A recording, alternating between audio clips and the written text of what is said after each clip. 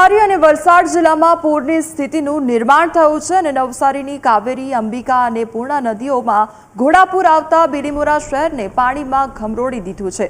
શહેરનો 40% જેટલો વિસ્તાર પાણીમાં ગરકાવ થતા તંત્રની ઊંઘ હરામ થઈ ગઈ છે। ડાંગ અને તાપી જિલ્લામાં વરસેલા વરસાદના પગલે અંબિકા અને કાવેરી બંને નદીઓએ ભયજનક સપાટી વટાવી દીધી છે। દરિયામાં ભરતી હોવાના કારણે પાણી ન ઉતરતા તંત્ર દોડતું થયું છે। ડાંગ જિલ્લામાં પડેલા ધોધમાર વરસાદને પગલે નવસારી જિલ્લાની નદીઓમાં ઘોડાપૂરની પરિસ્થિતિનું નિર્માણ થયું છે। ખાસ કરીને અંબિકા અને કાવેરી પોતાની ભયજનક સપાટી વટાવી ચૂકી છે। આજે તમે દ્રશ્યો જોઈ રહ્યા છો તે અંબિકા નદીના બિલીમોરા શહેર નજીકના દ્રશ્યો છે। અંબિકા નદી હાલ 30 ફૂટ ઉપર વહી રહી છે। 28 ફૂટ એની ભયજનક સપાટી હતી તે વટાવીને 2 ફૂટ ઉપર વહી રહી છે, જેને પગલે બિલીમોરાના જે નીચાણવાળા વિસ્તારો છે જેમાં પાણીનો ભરાવો થયો છે। ખાસ કરીને ગધેવાન વિસ્તાર છે તે વિસ્તારમાં પાણી ભરાયા છે। એ ઉપરાંત ગણદેવી તાલુકાના ગામો દેવધા, તલિયારા જેવા ગામોમાં પણ પાણી ભરાયા છે।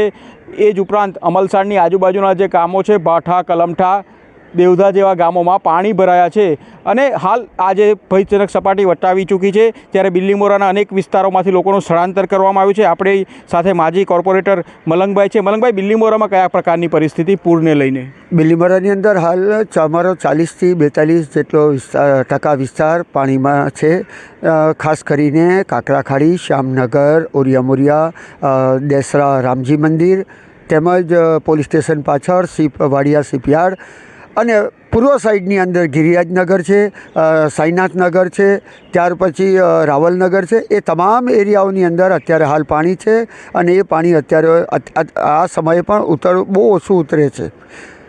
કયા પ્રકારની પરિસ્થિતિ, નગરપાલિકા કયા પ્રકારનું આયોજન? હા, બિલીમોરા નગરપાલિકાની ચીફ ઓફિસર વહીવટદારો સતત ફરી રહ્યા છે અને ધારાસભ્યશ્રી પણ અમારા સતત સંપર્કમાં છે અને અત્યારે એસડીઆરએફની ટીમ, બિલીમોરા ફાયર બ્રિગેડની ટીમો કામ કરી રહી છે બોટો સાથે અને એસડીઆરએફની ટીમ પર આવી પહોંચી છે। એ અત્યારે જરા વારની અંદર પોતાના રેસ્ક્યુ ઓપરેશનો ચાલુ કરશે, તેમજ જે રેસ્ક્યુ કરીને જેને લાવવામાં આવ્યા છે એ તમામ લોકોને રહેવા જમવાની સગવડ નગરપાલિકાએ કરી છે।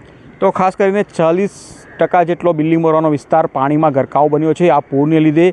હાલ સ્થાનિક વરસાદ નથી, પરંતુ જો ઉપરવાસમાં વરસાદ વધે તો સ્થિતિ હજુ પણ ખરાબ થવાની શક્યતાઓ રહેલી છે। જીગર નાયક, ન્યૂઝ કેપિટલ, નવસારી।